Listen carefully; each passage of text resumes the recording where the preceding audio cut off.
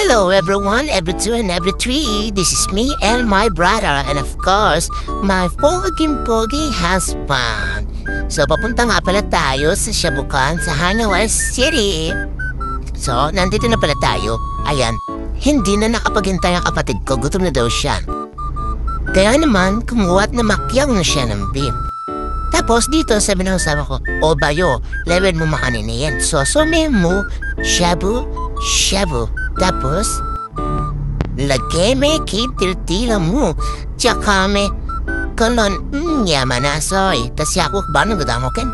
Tapos, heto agad ang inunan ng kapatid ko. Ayan, naubos na niya. Sobrang gutom niya, 1 kilong manok. Naubos niya. Natatakam ako. Ano ba yan? Gusto ko pa bubalik dito.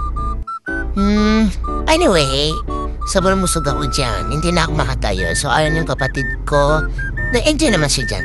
1 kilo ba naman na chicken ang kainin niya, hindi ka mabubusog. Kaya naman, nag-iwan siya ng bakas dyan. Tapos, sa last part ng video na to, gumawa na niya kitoris sauce ang asawa ko. Hindi ko alam kung bakit sinarap kong video na to. Okay, dito na lang. Bye!